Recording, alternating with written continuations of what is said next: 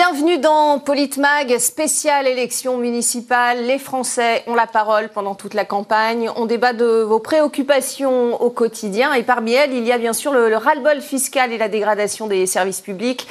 Pour en parler, nous sommes avec Alain Mathieu, président de l'Association des contribuables associés. Face à vous, Henri Sterdignac, membre des économistes atterrés. Et Guillaume Bigot, essayiste et directeur de l'IPAG. Merci d'avoir accepté notre invitation sur RT France. Les Gilets jaunes manifestent depuis 65 samedis consécutifs en France. Un mouvement social inédit qui a mis en lumière un malaise profond au sein de la société, une pression fiscale jugée trop lourde par les ménages et une dégradation des services publics. Comment payer moins d'impôts et de taxes tout en préservant les services de proximité? Voyez la réponse du Premier ministre Édouard Philippe, c'était juste après le début de la crise des Gilets jaunes. Nos impôts et taxes sont les plus élevés d'Europe. Notre système fiscal est terriblement complexe et il est souvent critiqué parce qu'il serait injuste. Discutons des modifications qu'il faut lui apporter et rappelons des règles claires. D'abord, si les événements de ces derniers jours ont démontré une chose, c'est que les Français ne veulent ni hausse d'impôts ni nouvelles taxes. Ensuite, si les impôts baissent, il faudra que les dépenses baissent, car nous ne voulons pas léguer des dettes à nos enfants. Ces dettes sont déjà considérables.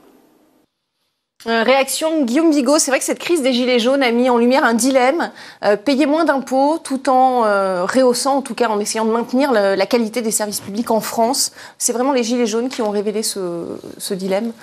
Non, cette contradiction, elle existe depuis longtemps, mais cette contradiction, c'est celle dans laquelle nous entraînent les choix de politique macroéconomique. C'est-à-dire que quand vous ne contrôlez plus votre monnaie et quand vous avez un budget qui est contraint justement par des règles qui s'imposent à vous en termes d'endettement, et quand vous ne pouvez plus contrôler votre monnaie, donc vous ne pouvez plus émettre de la monnaie, vous l'empruntez sur des marchés financiers, vous avez une dette et cette dette va s'accroître mécaniquement. Et plus vous augmentez les impôts, plus vous contractez finalement l'activité économique. Si vous contractez l'activité économique, vous pouvez moins rembourser. Donc vous avez à chaque fois plus besoin d'emprunter. Voilà, on est rentré dans une dynamique de ce type.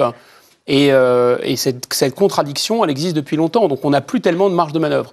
Mais pour une raison assez paradoxale, qui froisse le sens commun, c'est que tant qu'on s'acharne à rembourser la dette, tant qu'on fait du remboursement de la dette le premier objectif, voire la première dépense publique, eh bien, on n'aura plus jamais de marge de manœuvre. Mais alors justement, le gouvernement a un petit peu fléchi sa politique en la matière, en lâchant du lest, notamment, on l'a vu juste après cette crise des Gilets jaunes, 11 milliards d'euros injectés dans l'économie, baisse de la taxe d'habitation. Il y a eu des mesures incitatives. Alain Mathieu, néanmoins, les Français ont toujours le sentiment de payer trop d'impôts aujourd'hui. Pourquoi ?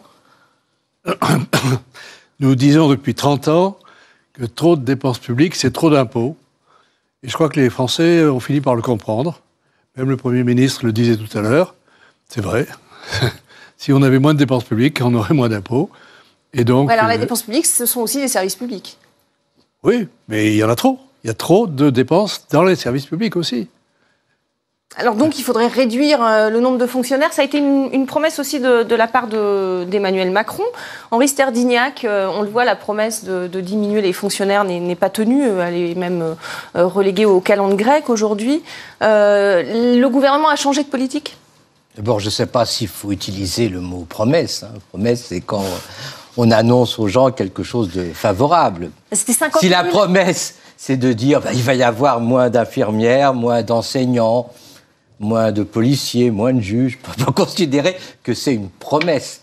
Donc je pense qu'effectivement, il y a tout un courant, une idéologie propagée par les libéraux, par les médias, disant effectivement la priorité c'est de réduire les dépenses publiques et le nombre de fonctionnaires, mais en réalité, lorsqu'on passe dans le terrain, on s'aperçoit que c'est extrêmement difficile et qu'à chaque fois, ça se heurte au sentiment des gens. Les gens, lorsqu'ils vont à l'hôpital, ils veulent des médecins, des infirmières, ils ne veulent pas mariner pendant... Voilà, les gens veulent des enseignants pour leur enfant. Quand l'enseignant est malade, ils veulent que l'enseignant soit remplacé. Les gens veulent des... Voilà, puis on a fait un certain nombre de choix en matière, par exemple, militaire. Voilà, et donc c'est très dur de réduire, enfin on peut toujours le dire, on va réduire le nombre de fonctionnaires, mais dans la réalité, ça marche pas, quoi. Donc Macron s'est trouvé confronté au réel, quoi. C'est pour ça qu'il a été amené à changer un peu sa stratégie. Oui, il a changé un peu sa stratégie. Néanmoins, on le voit dans la rue, hein, les infirmiers, les pompiers, les policiers sont toujours mécontents de leur sort. Guillaume Bigot, qu'est-ce que ça montre aujourd'hui? Vous disiez, ça fait longtemps que ça existe, ce mécontentement entre payer trop d'impôts, mais là, pour le coup, c'est quand même assez exacerbé. C'est-à-dire que la question, c'est qu'effectivement, on sait bien qu'un bon impôt, c'est un impôt qui a une assiette large et un taux relativement bas. Là où on peut considérer, j'abonde dans le sens de M. Sterdignac, je pense qu'il y a beaucoup d'idéologie derrière la question du taux de prélèvement obligatoire et la question de savoir si c'est une dépense publique ou une dépense privée. On peut prendre un exemple simple, ce sont les dépenses de santé. En France, les dépenses de santé représentent 11% du PIB. Aux États-Unis, 17% du PIB. Qu'on dépense de la santé de manière privée ou qu'on dépense de la santé de manière publique, la question n'est pas de savoir si on en dépense. D'abord, pour en dépenser moins, manifestement, il vaut mieux dépenser de la santé publique que de la santé privée, toutes choses égales par ailleurs. Et deuxièmement, il faut savoir qui a l'espérance de vie la plus longue et qui est le mieux traité. Est-ce que c'est un citoyen américain ou c'est un citoyen français? Donc, vous savez, en économie, il faut avoir une approche toujours extrêmement pragmatique et ne pas faire d'idéologie. Or, effectivement, il y a eu l'idéologie communiste, maintenant il y a l'idéologie libérale, et c'est la même chose. C'est-à-dire qu'on ne peut absolument pas avoir une analyse, une approche pragmatique des faits sans qu'on plaque ces œillères idéologiques dessus. Maintenant, ceci étant dit, il faut considérer quand même que la fiscalité ne peut pas augmenter les arbres ne pas jusqu'au ciel. Donc à un moment, effectivement, ça peut étouffer l'activité économique. Ça, c'est bien certain. La question est plutôt maintenant de savoir, et les Français sont dans cette optique, je pense, de savoir qu'est-ce qu'on a pour notre argent. Voilà, c'est ça, et effectivement, on n'en a pas assez pour notre argent. Mais là aussi, il faut gratter. Parce que lorsque vous mettez des services publics à l'os, lorsque vous n'investissez plus, les TGV, les infrastructures, les hôpitaux, etc., vous avez un service public qui va se dégrader. Et donc là, vous avez un argument massu pour dire, écoutez, ça ne fonctionne pas, donc on va le lâcher au secteur privé. Oui, et on revient sur des facteurs, sur des facteurs idéologiques. Alors, je ne vais pas tomber dans ce que je dénonce. Je ne dis pas que le privé est nécessairement plus mauvais, plus coûteux ou moins efficace que le public. C'est pas ça la question. Je dis simplement qu'il faut regarder dans ces dépenses publiques ce qui relève de la gabegie. Il me semble que la décentralisation, c'est de la gabegie, par exemple. On pourra en reparler. Parce qu'on nous parle d'économie d'échelle. Ça, c'est un grand argument des libéraux pour dire qu'il faut, par exemple, que les entreprises fusionnent. Quand elles fusionnent, elles ont des économies d'échelle. Mais alors, si c'est vrai pour les entreprises privées, pourquoi ce ne serait pas vrai pour les dépenses publiques? Pourquoi éclater les dépenses publiques dans les collectivités locales? Est-ce que c'est Alain Mathieu, vous vouliez réagir à ce que disait M. Guillaume Bigot? Non, je suis tout à fait d'accord avec lui, il faut être pragmatique. Pragmatique, ça veut dire notamment faire des comparaisons avec l'étranger. Et la comparaison qui tombe sous le sens pour les Français, c'est la comparaison avec l'Allemagne. Et quand on fait la comparaison avec l'Allemagne, qu'est-ce qu'on constate? On constate que les Allemands ont 4 600 000 fonctionnaires. Nous, on en a 7 millions. 7 millions, à population égale, ça veut dire qu'on a 3 400 000 fonctionnaires de trop par rapport aux Allemands. Alors, comment ça s'explique? Ça s'explique en partie par le temps de travail qui n'est pas le même. Puisque nous, on n'arrive pas à leur faire 35 heures, nos fonctionnaires. Oui, on travaille moins. Et il y a un absentéisme qui est beaucoup plus important qu'en Allemagne. Ils partent à la retraite 3 ans plus tôt que les Allemands. Donc il y a des raisons. Dans la durée de travail dans une vie est de l'ordre de 30% en moins par rapport à un fonctionnaire allemand. Donc déjà, c'est une partie de l'explication. Mais ce n'est pas toute l'explication. Il y a aussi le fait que c'est mal organisé en France. Il y a des fonctionnaires qui font de la paperasse. Et qui ne font que de la paperasse. Il n'y a pas que des juges, il n'y a pas que des fonctionnaires. Il y a énormément de fonctionnaires qui ne font que de la paperasse. Il y a aussi des fonctionnaires qui ne servent à rien. Il y a 256 sous-préfectures, sans préfet. C'est un empilement sans préfet qui sont dans un placard, hein, oui. Qui ne servent à rien. C'est un empilement de tâches, de double tâches finalement, qui pourrait être accompli par moins de fonctionnaires. C'est ça votre raisonnement? Bien sûr. On pourrait. Les Allemands n'ont pas de services publics inférieurs aux nôtres. Mais ils ont la moitié de fonctionnaires par rapport à nous. L'état des routes en Allemagne? Oh non. Allez-y. Allez à Paris. Moi, allez-y. je peux vous dire, ce qu'on peut voir à Paris, c'est vraiment pas brillant. Hein. Allez voir à Paris. Alors, vous allez être séduit. On va le voir sur cette carte qui recense en clair, vous allez le voir, les zones de désert médical en France. Le centre Val-de-Loire est particulièrement touché par cette pénurie de services médicaux. Nos reporters Nadège Abderrazak et Lucas Thuas sont allés recueillir les témoignages de ces personnes qui vivent loin de tout service public. Regardez. C'est vrai que c'est difficile pour les gens ruraux, c'est ce que je dis toujours. Vous ne pouvez pas vous déplacer dans les villes, ils ont tout ce qu'il faut, ils ont les bus, ils ont tout à proximité. Nous, on est les dernières roues de la charrette. Nous, les gens de la campagne, oui, on est des gens à part. On a le droit à rien. On n'a pas le droit d'aller prendre le train, on n'a pas de gare. Mais à la campagne, on n'est pas aidés. En ville, ils ont des ailes, ils ont tout. Nous, je vois que dans la campagne, on est exclus. C'est pour se faire soigner. Moi, je vais Avant, j'allais à 30 km d'ici. Il est parti à la retraite aussi. Et là, maintenant, je vais à Jaune. J'en ai trouvé un à Jaune. C'est une humaine. Pourquoi pas un jeune médecin le mettre pendant 4 ou 5 ans, lui imposer une région, au bout de 4 ou 5 ans, après choisir où il veut aller. Comme ça, il n'y aurait jamais de pénurie de médecins dans une région, en fait. Après, je ne sais pas si c'est faisable ou pas faisable, mais ça pourrait être une solution. Comme dans l'éducation nationale. Voilà, comme dans l'éducation nationale. Au bout de tant d'années, après, ils ont le droit de choisir où ils veulent aller. Et voilà, dans le centre Val-de-Loire, 56% des personnes jugent l'impôt utile, mais 66% pensent ne pas en bénéficier. On le voit, Henri Sterdignac, cette dégradation des services publics, ça remonte à quand exactement? Et est-ce qu'aujourd'hui, c'est un problème en France? Il y a le sentiment depuis une vingtaine d'années, mais c'est lié effectivement au fait que la ruralité a changé de nature, que des personnes qui vivaient tout à fait naturellement à la campagne, eux, ils étaient habitués à ce mode de vie. Lorsque des citadins viennent s'y installer, naturellement, c'est un choc, c'est différent. C'est la désertification humaine qui a fait aussi... Mais c'est une vie différente, voilà. Mais par ailleurs, effectivement, il y a le problème que l'État a décidé de faire des économies. Donc on a fermé des classes rurales, on a fermé des services de l'État au niveau ruraux. Et puis, le fait est que les libéraux, les médecins, les kinésithérapeutes, n'ont pas envie d'aller s'installer dans des zones où, naturellement, leur revenu est plus faible et les conditions de travail sont plus difficiles.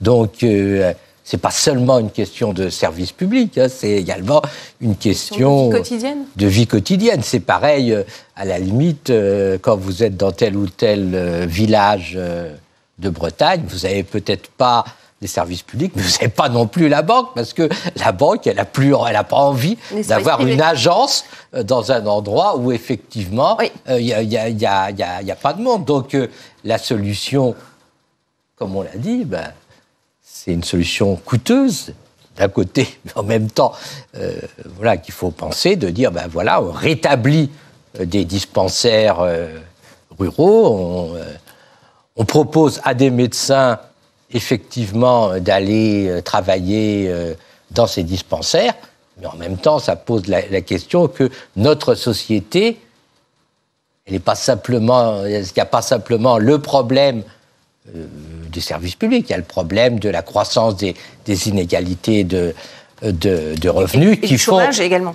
Qui font les inégalités de revenus qui font que les médecins préfèrent s'installer dans des villes, dans des quartiers prospères où ils espèrent effectivement avoir des revenus importants plutôt que à la campagne où naturellement ils n'ont pas les mêmes revenus. Donc ça pose aussi cette question. Alors, vous parliez des services privés comme les banques. Là, on parle de services publics. Il y a une mission de service public néanmoins. Est-ce que le fait d'avoir voulu rentabiliser ces services publics, finalement, n'a pas scellé leur sort, Guillaume Bigot? Oui, c'est un paradoxe, parce que souvent, en matière de de comportement économique, et c'est vrai pour un État, même dans une entreprise d'ailleurs. Soit vous avez une stratégie dynamique, soit vous avez une stratégie d'investissement. Ça ne veut pas dire que vous dépensez sans compter, mais globalement, vous tablez sur l'avenir et vous investissez. Soit vous avez une politique de freinage, de maîtrise des coûts, et à force de vouloir maîtriser vos coûts, en fait, vous enclenchez un phénomène de ralentissement naturel, qui fait que vous avez moins de rentrées finalement. Alors vous freinez les charges, certes, mais vous freinez les produits aussi. Donc ce qui est vrai, un peu vrai dans le secteur privé, et ô combien vrai dans le secteur public. Puisqu'en fait, les impôts, plus vous avez finalement de croissance économique, prenons un exemple, plus les gens travaillent, moins on va les payer en tant que chômeurs. Et plus ils travaillent, plus ils vont faire rentrer des cotisations sociales.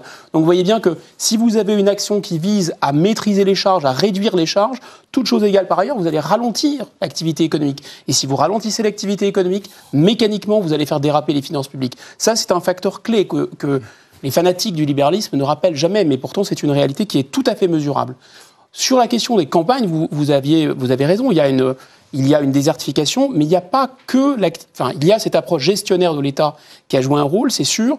Maintenant, on ne peut pas geler d'une certaine façon l'activité économique et on ne peut pas empêcher les facteurs de production de se déplacer, des régions d'être plus dynamiques que d'autres, le progrès technique. Enfin, si on regarde un département comme le Lot, par exemple, il y avait une population extrêmement dense au début du XXe siècle. Il y avait du phosphate, il y avait du tabac. Cette activité a périclité et voilà, c'est l'activité économique naturelle. En revanche, ce qui est frappant, c'est de voir que cette solidarité, on la joue à l'échelle de l'Europe. Alors, par exemple, on nous dit oui, mais l'Europe, on paye presque, c'est 60 milliards les collectivités locales et l'Union européenne sur le budget de l'État, ce qui est considérable. Et pour réduire les inégalités. Voilà, avec les autres États. Et en fait, on en récupère une partie, c'est vrai, avec les fonds européens pour l'agriculture, mais globalement, la contribution nette de la France est de 11 milliards. Alors, je peux vous assurer que si on avait 11 milliards à injecter dans nos collectivités plutôt que de payer des routes au Portugal ou en Grèce, ça ne serait pas la même chose. Alors ça, c'est faire partie de l'Europe ou pas. C'est de l'idéologie à nouveau. Et par contre, le fait que la France soit championne d'Europe de la pression fiscale, c'est vrai qu'on est numéro 1 en matière d'impôts. Pourtant, les services publics ne cessent de se dégrader. Pourquoi ? Puisqu'on paye de plus en plus d'impôts, mais les services publics ne suivent pas. Quelle est la raison, Alain Mathieu, selon vous ? Le nombre de fonctionnaires n'a pas forcément augmenté ces dernières années. Je ne sais pas si je réponds tout à fait à votre question, mais je voulais souligner que dans le coût d'un service public, il y a un problème d'organisation qui compte beaucoup. Si on est plus ou moins bien organisé. Si on compare, par exemple, pour l'enseignement secondaire, le coût par élève dans le secteur public, il est de 4 924 € par élève par an. C'est 55% de plus que dans le secteur privé.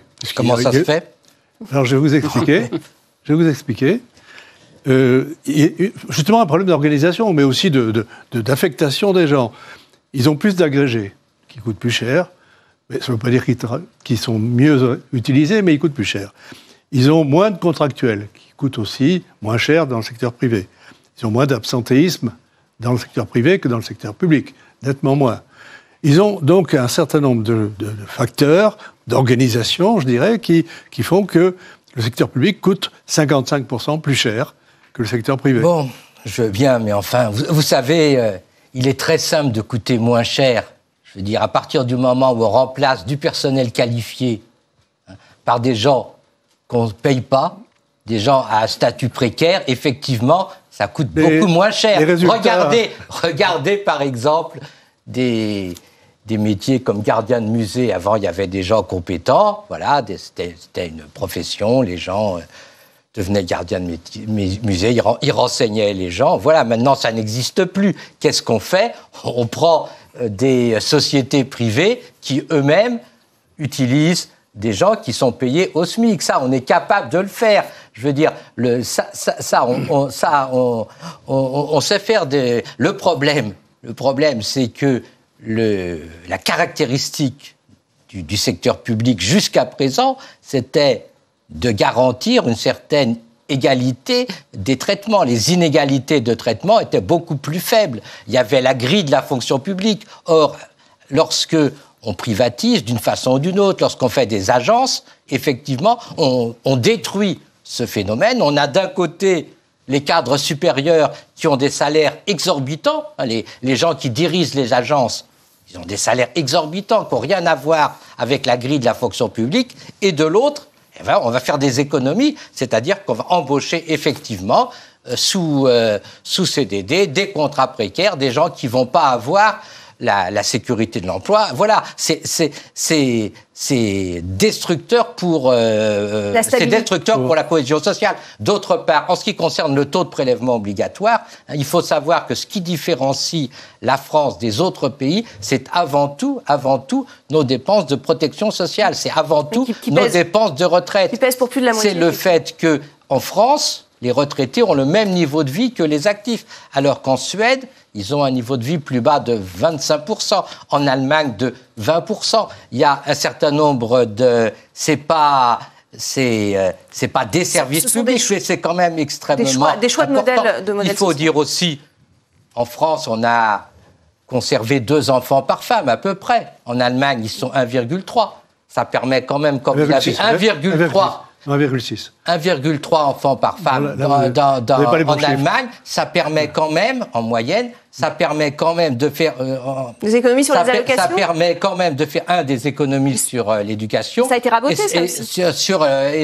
En matière d'allocation familiale. Pour abonder dans votre sens, il y a des tas de choses. Les dépenses militaires en France aussi. C'est 1,59 enfants par femme en Allemagne. Voilà. Alain Mathieu ?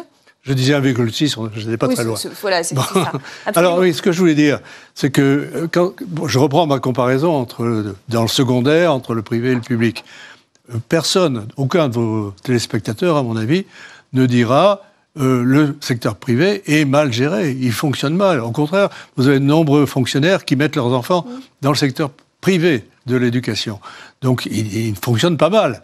Alors, et simplement, c'est une question d'organisation, c'est vrai, elle est différente. Le secteur privé est massivement payé par les impôts. Je veux dire, le secteur privé, on lui dirait, OK, il n'y a pas de différence. Le secteur privé, il est payé par des impôts, voilà, c'est tout. Et en plus, il fait de la sélection.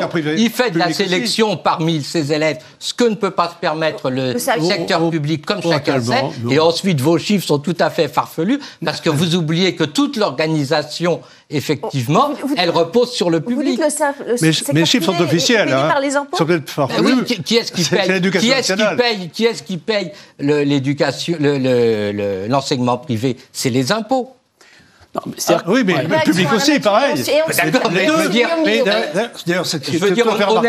on aimerait le voir se faire payer par les parents. Le système actuel privé-public dans l'enseignement, c'est vrai que dans le privé, c'est sous contrat, c'est donc avec les mêmes contraintes que dans le secteur public. Il n'y a pas de différence. Ils ont les mêmes diplômes. Lorsque vous connaissez un peu que les ménages payent aussi pour ces écoles. Donc, lorsque vous connaissez un peu l'enseignement secondaire privé. Mais pour le contribuable, ça coûte beaucoup moins cher. Je vous dis 55% plus cher dans le public. On donne exactement la même subvention. Lorsque vous connaissez un peu l'enseignement secondaire privé, vous vous rendez compte de quoi? Vous vous rendez compte qu'il y a une fuite des classes moyennes supérieures et des classes supérieures vers l'enseignement privé, massive. Donc vous concentrez les bons élèves dans le secteur privé. Ils peuvent pas. Exactement. Et vous avez de mauvais profs. Voilà. Mais ça fonctionne. Mais bien sûr que si. Toutes choses égales par ailleurs, les résultats sont très bons. Mais les résultats sont très bons parce que vous avez de bons élèves.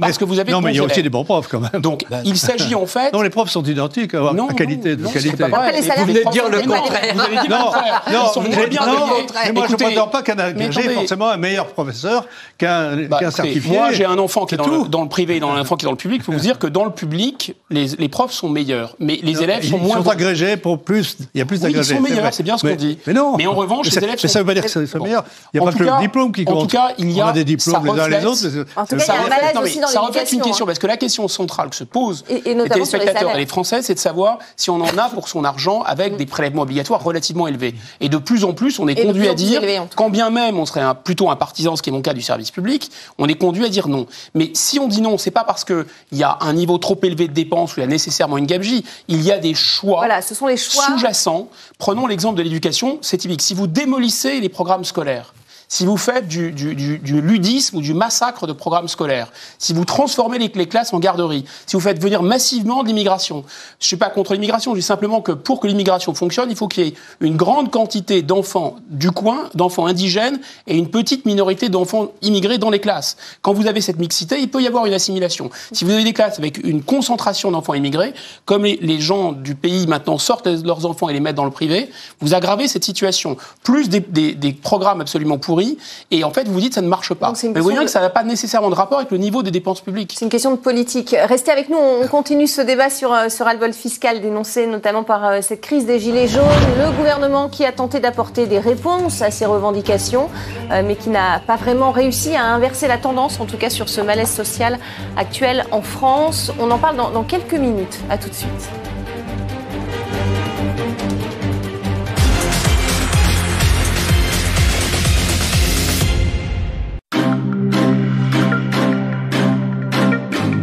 Bien comprendre que les champs de schiste pétroliers américains, dans quelques temps, vont s'arrêter de produire. Si vous voulez, toutes les données pétrolières sont confidentielles. Est-ce qu'on peut imaginer qu'à terme, avec le pétrole de schiste, les Américains soient énergétiquement indépendants ? Ben non. Ils sont en train de frôler l'indépendance. Mais pour le gaz, ils y sont. Mais pour le pétrole, non. Ces puits-là, les puits de schiste, sont des puits qui donnent le maximum les premiers mois. Après, c'est une chute continuelle. Si le pétrole de schiste descend cette année suffisamment pour que ça soit notable en mois de novembre, Trump ne sera pas réélu.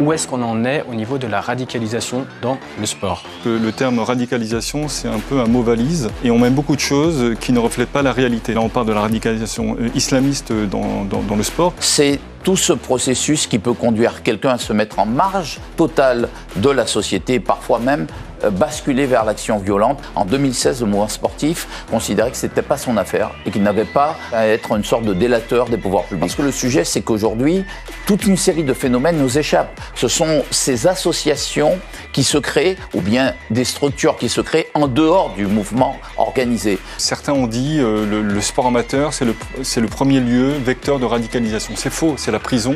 Dans les clubs, il peut y avoir des cas de prosélytisme, mais par contre, les radicalisés ne vont plus à la mosquée, ils ne sont plus à l'école, ils ne sont plus dans les clubs. Retirez-vous de la tête que le sport radicalise.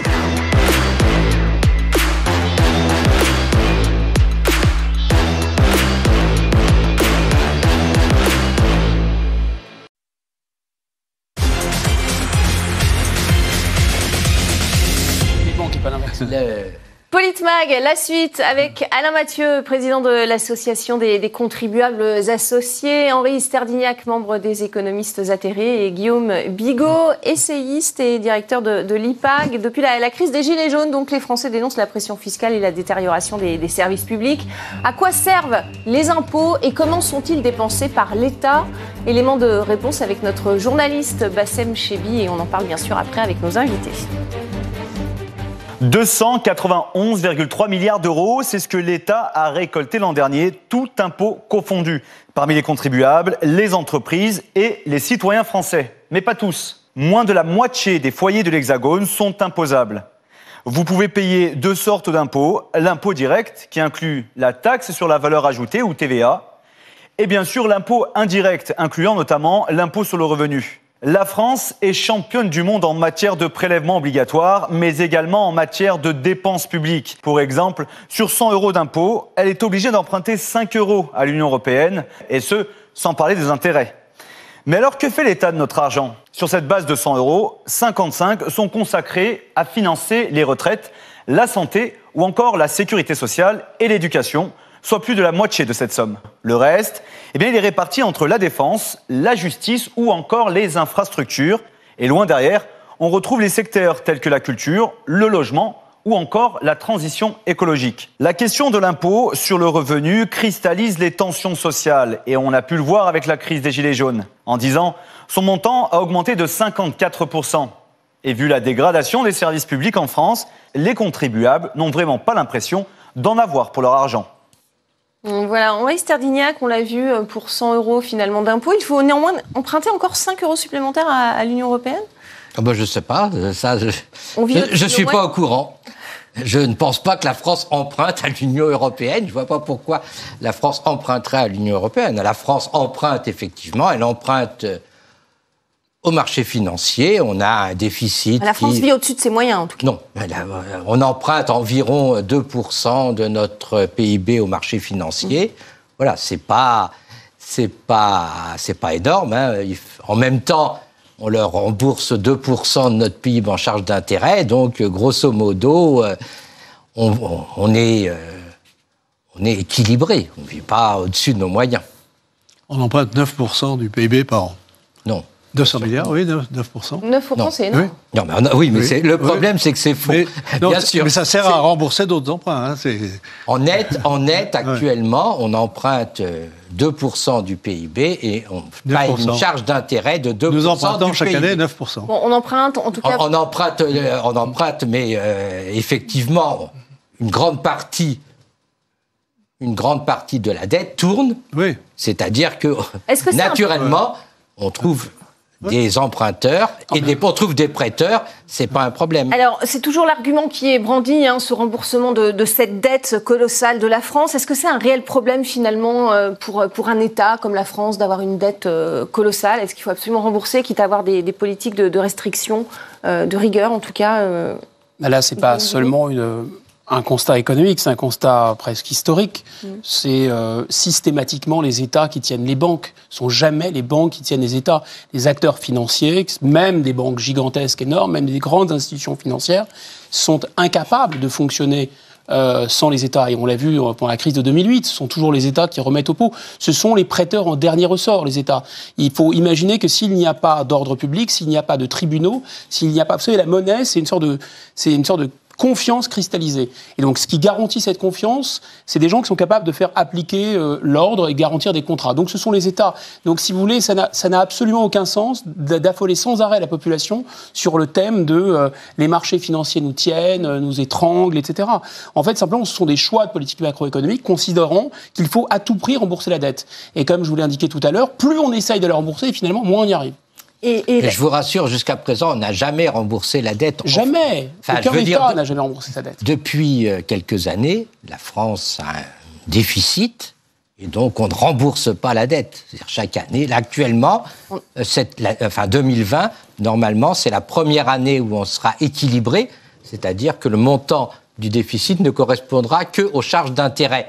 Mais depuis longues années, une vingtaine d'années, on accumule de la dette, on la rembourse jamais. Et ce qu'il faut voir aussi, c'est que la dette est détenue, en fait, l'équivalent de la dette est détenu, en fait, par des Français, par l'assurance vie. Grosso modo, l'assurance vie, ça équivaut à la dette. Donc, on a un certain nombre de personnes, tout à fait des Français, qui ont 50 ans, 60 ans, ils se disent, il faut quand même que j'ai de l'assurance vie, comme ça, si j'ai un problème, je ne serai pas à la charge de mes enfants. Et ces gens-là, ils prêtent à l'État l'assurance vie. Et voilà, c'est pas...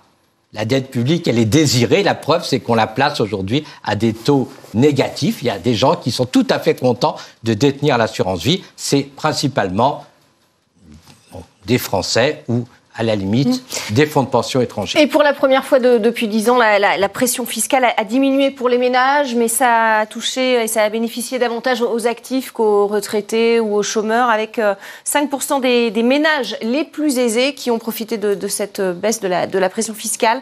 Réaction Alain Mathieu, les plus défavorisés finalement ne s'y retrouvent pas dans cette politique de baisse des impôts du gouvernement aujourd'hui. Actuellement, il n'y a pratiquement pas de baisse des impôts, enfin très peu, c'est minime. Quand on compare, par exemple... Suppression de la taxe d'habitation. Prenons une comparaison en moins. avec ce qu'a fait Trump aux États-Unis. Il a baissé le taux de l'impôt sur les sociétés de 35 à 21. Parce qu'elles sont trop élevées en France, on le voit.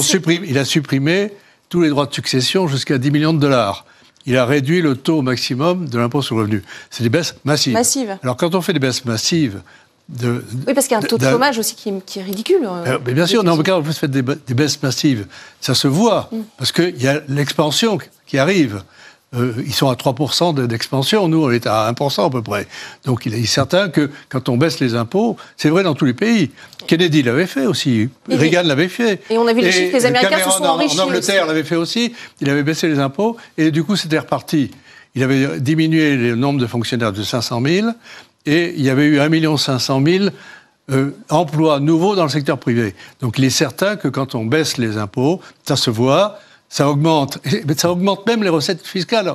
Parce qu'il se trouve qu'aux États-Unis, bien qu'ils aient baissé massivement les taux des impôts, ils ont plus de recettes fiscales en 2018 qu'ils en ont en 2015. 5% de plus. Ils ont un déficit. Les États-Unis se permettent d'avoir un déficit public de 7% du PIB. Mais c'est alors faux. Effectivement, c'est complètement faux. Quand on a un déficit public... Mais c'est complètement faux. Oui. Ils sont à 4%. Quand on a un déficit public de 7% du PIB, on peut se permettre effectivement de dire voilà, on a un effet de relance. Non, mais il faut que vous vérifiez vos chiffres, je suis désolé, mais parce que là, on va les vérifier, mais si je comprends bien, donc il faut baisser encore plus les impôts aujourd'hui pour pouvoir retrouver de la compétitivité. Mais bien sûr, surtout sur les entreprises, parce que c'est les entreprises, quand on compare à l'Allemagne... Pourtant, elles sont minimes, hein, les charges des entreprises aujourd'hui comparées aux pays de l'Union européenne, elles ne sont pas énormes.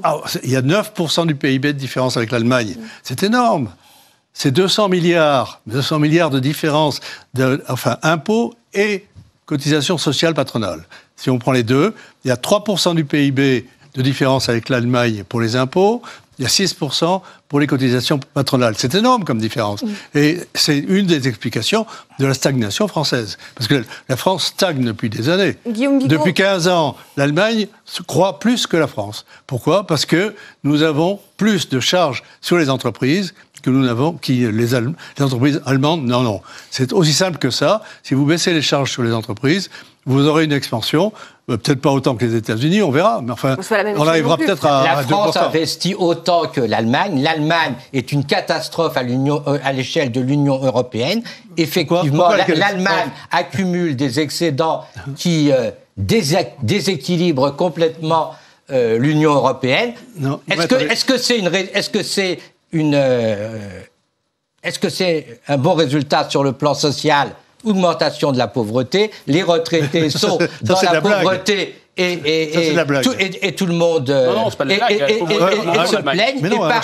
Et par ailleurs, l'Allemagne est soumise en permanence. Est-ce qu'on est d'accord sur le fait qu'elle croit plus que la France ? L'Allemagne est soumise en permanence. On est d'accord. Tout à fait. Cette année, par exemple, elle va faire l'année dernière, elle a fait 0,4% de croissance. Je parle depuis 15 ans. Pourquoi ? Parce que l'Allemagne a une stratégie qui fait qu'elle est soumise en permanence à tous les chocs de l'économie mondiale. Elle accumule des excédents.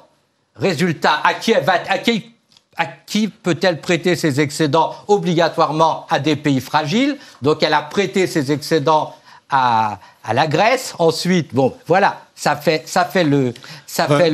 l'Allemagne a la moitié du taux de chômage de la France. Elle croît d'à peu près depuis 15 ans de 1% par an de plus. Elle marche beaucoup mieux que la France. Personne ne peut dire le contraire. Le niveau de vie allemand, qui était égal au français il y a 15 ans, maintenant, il est 20% supérieur. Donc il y a une différence. Dites aux Français, vous aurez 20% de plus si on fait comme l'Allemagne, peut-être qu'ils seront d'accord. Vous parliez des travailleurs pauvres. Aujourd'hui, les pauvres ont le sentiment de devenir encore plus pauvres. Guillaume Bigot, la baisse d'impôts, en tout cas, et les incitations du gouvernement sont plutôt en faveur des classes moyennes. C'est quoi? C'est inciter les classes qui travaillent aujourd'hui, les Français qui travaillent et qui payent donc des impôts? Enfin, les principales baisses d'impôts ont concerné quand même, elles ont démarré au début du quinquennat d'Emmanuel Macron, ont concerné quand même l'impôt sur la fortune. Oui. Au début, bien sûr. Donc, ça a eu relativement peu d'effets, d'une part. D'autres dispositifs de type ça n'a pas été mesuré, crédit d'impôt. Pardon, les retombées de cette suppression. On a mesuré quand même le retour des exilés fiscaux. Bon, ça a baissé de 25% à peu près. Le retour des exilés fiscaux, mais ils sont pas revenus massivement en fait. Il y en a moins qui sont partis. Il y en a moins 25% de moins qui sont partis, mais ils ont continué quand même à partir, mais en beaucoup à un rythme moins important. En fait, mais l'ISF n'a pas été supprimé, vous le savez. Hein. Bien sûr, il a été remplacé, mais ça a quand même été c'est un peu moins formidable cadeau pour les. Si on l'avait supprimé, il y en aurait encore. Ça a été un formidable cadeau pour ceux qui sont les plus imposés en France. Enfin, des dispositifs type le crédit d'impôt pour les entreprises a eu relativement peu d'effets et peu d'impact en termes de création d'emplois. Donc, l'effet prix dont parle mon voisin, avec une baisse de charges ou une baisse d'impôts, ça améliorerait la compétitivité de nos entreprises. Oui. Moi, je veux bien, mais il y aura un effet beaucoup plus massif. Parce que c'est évident. Attendez, il y a un effet beaucoup plus massif que ça. On pourrait obtenir le même résultat si vous jouez sur la monnaie. Et là, on en revient effectivement au coup de passe-passe, au tour de passe-passe assez sournois que nous joue l'Allemagne depuis qu'il y a l'euro, puisque grâce à l'euro, en fait, il faut bien comprendre que l'Allemagne, qui aurait une monnaie beaucoup plus forte s'il y avait encore un Deutschmark, amortit la hausse de sa monnaie sur les économies à faible productivité. Donc c'est à coup de chômeurs allemands et grecs, français et grecs, que les Allemands peuvent avoir une monnaie relativement compétitive grâce à nous. On les sponsorise, voilà. Et le résultat, ce sont les excédents. Faire tourner la planche à billets, je crois que ça vaut mieux. Ah bon, pourquoi ça vaut mieux? Parce que c'est l'Europe. Sinon, on aurait de la croissance économique. Mais elle s'en occupe pas du tout. Mais on n'a pas le droit de le faire. Pour revenir à la fiscalité, effectivement, le gouvernement a commencé par donner 5 milliards aux plus riches en baissant l'ISF et en mettant le PFU, donc une baisse importante de la fiscalité sur les revenus du capital totalement injustifiée, 5 milliards aux plus riches. Ensuite, malheureusement, pour des raisons démagogiques, le gouvernement a baissé la taxe d'habitation de 10 milliards, mais ça profite aux classes moyennes parce que les pauvres, déjà, ne payaient pas de taxe d'habitation. Et le problème, c'est qu'il va encore falloir baisser de 10 milliards la taxe d'habitation, et ce coup-ci uniquement pour les plus riches. Donc, ça n'a pas été un choix génial. Et le gouvernement qui n'est pas... Donc ça profite aux plus aisés, ça a profité aux plus aisés. En même temps, il y a eu des mesures de réduction des allocations logement, il y a eu des mesures de baisse des allocations chômage qui ont nui aux plus pauvres. Et par ailleurs, le gouvernement est persuadé que les retraités sont trop riches et donc il a augmenté la CSG sur les retraités, il a désindexé les retraités au profit des actifs, et donc on a une politique qui a augmenté les revenus des actifs au détriment des retraités. Mais ça, c'est un choix politique assumé par le gouvernement. Les Français qui se demandent qui paye finalement les impôts, les revenus du travail ou les revenus du capital, les ménages ou les entreprises? Pour l'essentiel, les ménages. La première source de revenus pour l'État, c'est la TVA. Ce sont les impôts indirects. Ce que les Gilets jaunes voudraient voir... Impôt d'ailleurs totalement injuste, puisqu'il n'est absolument pas progressif, vous soyez riche ou pauvre, alors modulo la TVA sur les produits de luxe, effectivement. Qui n'existe plus. Bon, la suppression... alors merci en plus. Qui n'existe plus. Les Gilets jaunes qui demandent la suppression justement de la TVA sur les produits de première nécessité, et là non plus le gouvernement n'a pas suivi. Pourquoi? Le gouvernement n'a pas suivi pour une raison simple. En France, on a beaucoup d'impôts, mais il y a 3 impôts qui rapportent beaucoup. La TVA, la CSG et les cotisations sociales.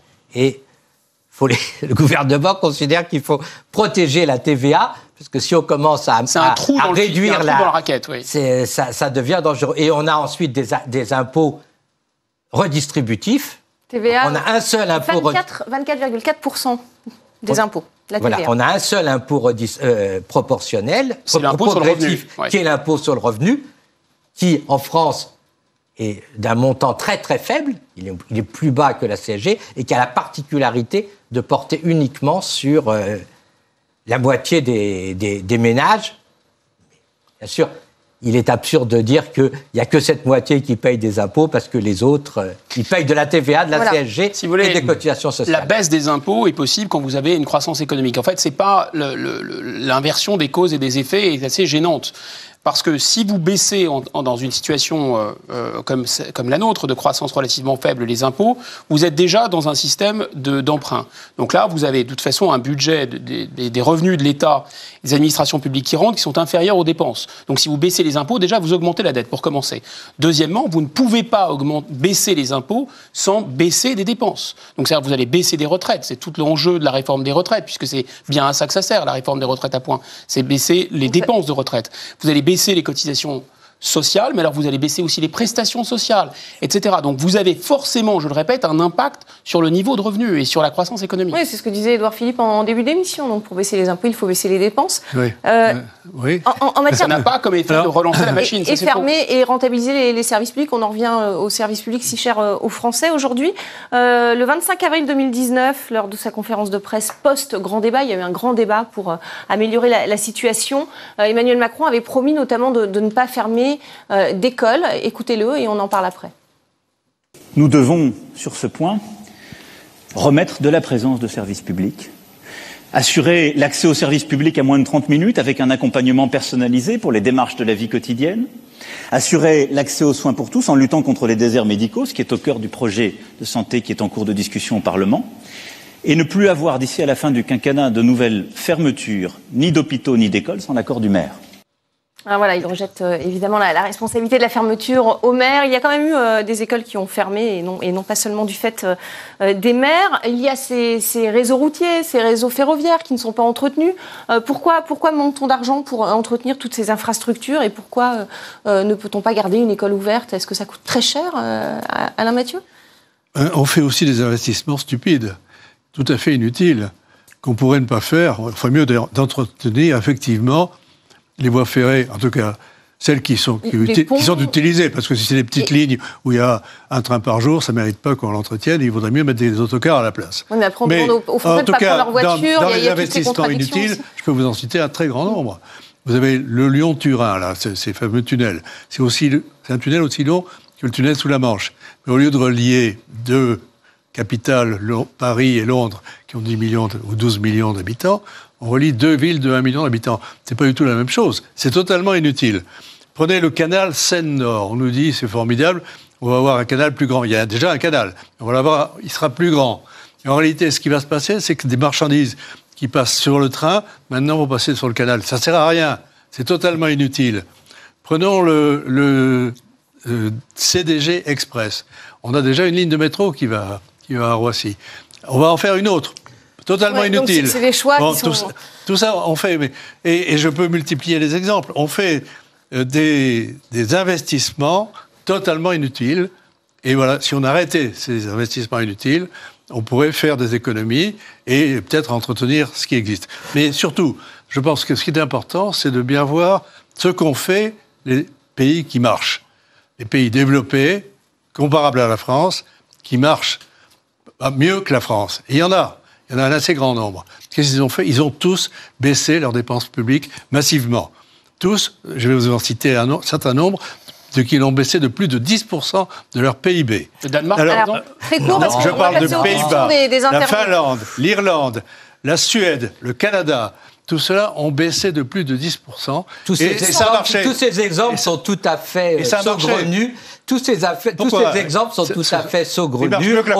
On n'a pas le temps de voir dans le détail, mais il y a des cas où vous comparez des situations où effectivement il y a des années où il y a des dépenses publiques très importantes parce qu'on a soutenu les banques. Donc ça permet de dire effectivement les dépenses publiques ont baissé. Dans d'autres cas, c'est des administrations qui ont été remplacées par des agences privées. Donc on dit ça a baissé, mais en fait ça n'a pas baissé. Ça marche mieux. Le problème, mettons-les dans le privé, ça marche mieux. Le problème, profitez-en. Ça marche pas mieux. Regardez par exemple le gâchis épouvantable que représentent les complémentaires santé qui remboursent exactement 10 fois moins que la sécurité sociale avec des coûts de fonctionnement totalement identiques. Donc effectivement, il y a des économies à faire.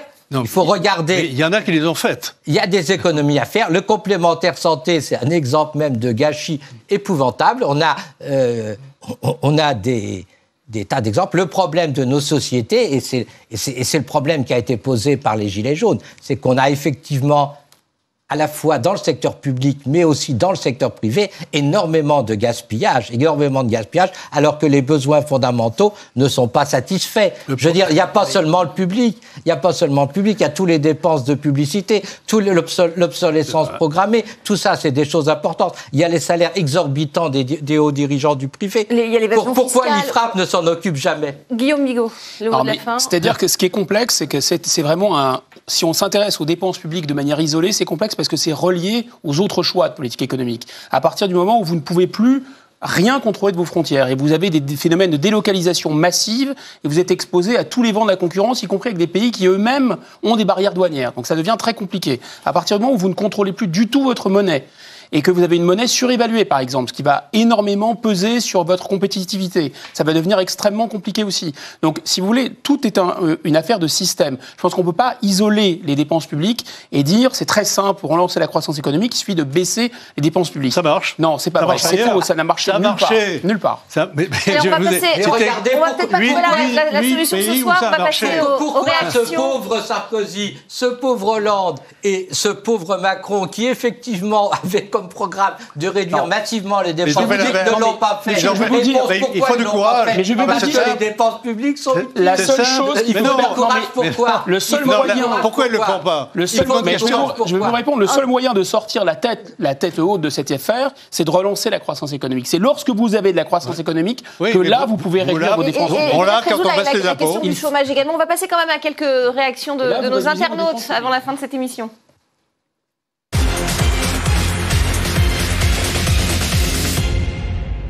Non. Alors, la question posée sur les réseaux sociaux, c'était les mesures fiscales vont-elles dans le bon sens? On a une réponse d'un internaute, non, puisqu'elles favorisent le pouvoir d'achat des ménages de la classe moyenne supérieure. On en a parlé, c'est vrai? Oui, il faut bien voir que en France, quand vous baissez les impôts, et notamment l'impôt sur le revenu, et un certain nombre d'impôts, forcément, ça favorise ceux qui payent les impôts, c'est-à-dire les plus riches. Et si vous voulez favoriser les plus pauvres, il faut augmenter les prestations sociales. Il y a un bon moyen, si vous voulez, d'atténuer cet effet. Oui, mais est-ce que c'est utile? Est-ce que c'est efficace, surtout? Non, mais le montant des dépenses publiques, il n'est pas faux qu'il pèse sur l'activité économique. Ça, c'est vrai. En revanche, si vous voulez atténuer cette pression et baisser les impôts, il faut, dans ce cas, ne plus se soucier du remboursement de la dette. Si vous faites les deux en même temps, ça peut fonctionner. Oui. Non, vous n'êtes pas d'accord. Il ne faut pas baisser le montant de la dette en même temps. Non, je veux dire, actuellement, il n'y a aucune raison. Laissez filer la dette. Il n'y a aucune... La dette, actuellement, il n'y a aucun problème. On réussit à s'endetter à des taux extrêmement faibles. Donc, mais d'un autre côté, naturellement, on ne peut pas l'augmenter de manière démesurée. Le problème que nous avons, c'est que il y a certaines dépenses publiques qui sont indispensables, d'autres auxquelles effectivement on peut faire des économies, mais il faut faire ça avec pertinence. Quand on voit par exemple des agences où les directeurs ont des salaires fabuleux, on peut dire oui, effectivement, c'est un domaine où on peut faire des économies, mais c'est le même problème dans le secteur privé. Il y a un gâchis phénoménal. Regardez le développement des institutions financières. Ça a été un gâchis phénoménal. On en reparlera, on n'a plus le temps malheureusement ce soir. Merci beaucoup en tout cas d'être venu sur ce plateau d'RT France pour débattre de cette question des impôts qui préoccupe particulièrement les Français. Restez avec nous, c'est la fin de Politmag. L'info à suivre.